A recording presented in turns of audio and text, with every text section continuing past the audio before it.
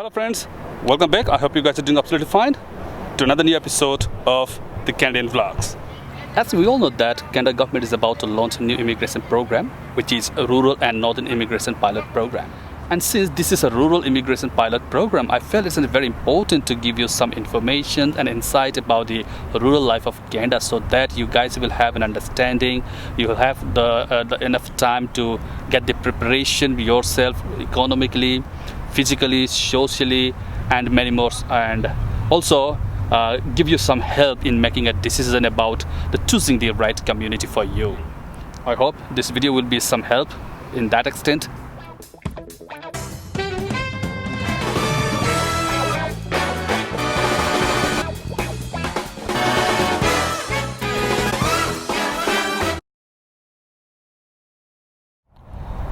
And remember one thing, coming to Canada through rural and northern immigration pilot program means you are coming to the rural part of Canada, a village or a countryside of Canada. And living in a rural area means living with a limited resources, a compromised life. There are many problems, there are many challenges which you guys should be aware of. And today I'm going to mention all those difficulties, what are the challenges you might face in the rural area here in this video. Okay, let's talk about the problems. And problem number 5 is no recreational lifestyle. You won't be able to see any live sports events, especially Canadian ice hockey. There won't be any live concerts, no road shows, no trade shows, no exhibition, no fair, and no any recreational activities, amusement activities. So this kind of things, you have to be compromised of living in a rural area. And problem number 4. Problem number 4 is isolated neighborhoods. Here in Canada, especially in the rural area, the houses are like very far from each other. Like, it used to be quite far each other, and hardly you can see one house to another. And then hardly anybody stay outside, go outside, move around. You won't see any people outside, nothing. And sometimes you might feel that, you are the only persons on this planet. So this kind of feelings comes, and so due to that, you feel very lonely, like nobody there to talk, nobody there to interact with, or share your feelings or talk to each other, unlike in the Asians and other countries, right, where the neighborhood used to be very crowded, and we used to talk to each other, right. There used to be always like children playing outside and people still around, moving around. But here in Canada, especially in the rural area, these things are totally absent. So you have to be very prepared for that one. And slowly, gradually, the more you stay, the more you start living there, and then you'll feel comfortable and you'll get used to it. And then at the end, then you will love that one. But the thing is that at the initial days, you are when you are new here in the Canada, and it will be very difficult for you to adjust with the environment, with the localities, the neighborhood here. Especially if there is no neighborhood, you feel like that, Anyways, so that is the problem, living in the rural area. Now the problem number 3, and that is not enough schools. Being a remote area, the village, province, countryside, there are not enough schools. Or like in one community or one area, there used to be only 1 or 2 schools, and that no choices of schools because there are limited schools, right? And you have to enroll in one of them. And another thing is that the problem of higher education, like college or the university education, and not only the schools, there won't be enough any training centers or any institutions for you to take any trainings or any kind of skill trade qualification, certification kind of things. Also, you need to come to the cities and you have to stay or to some either in the hotel or in the rented house for until you complete your course or your training or something like that. So these are some kind of difficulties there in terms of schools and in terms of trainings and training institutions and centers in the rural areas. Now, problem number 2. And the problem number 2 is not enough job. There are very limited companies. Town is very small.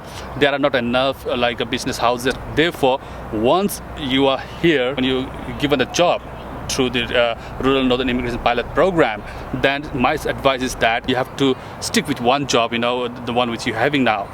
Don't just leave the job, okay? Don't leave the job until you get another job. Otherwise you would be in a big problem, because once you leave the job, and it will be very, very difficult for you to find another job. And my problem number one, which is the biggest problem in the rural area, and that is transportation. In rural areas, transportation here, what I mean is that it's not that there are no roads, there are no streets or road connections.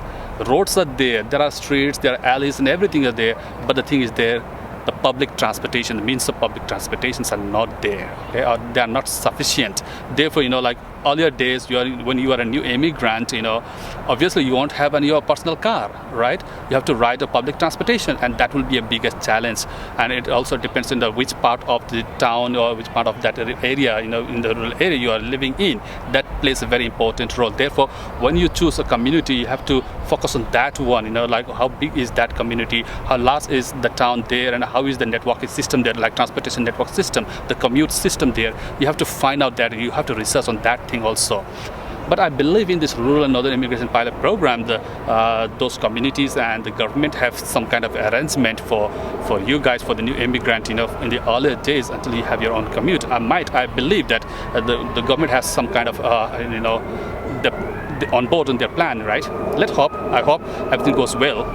Otherwise, be informed, be prepared that in the rural areas, the biggest problem is transportation.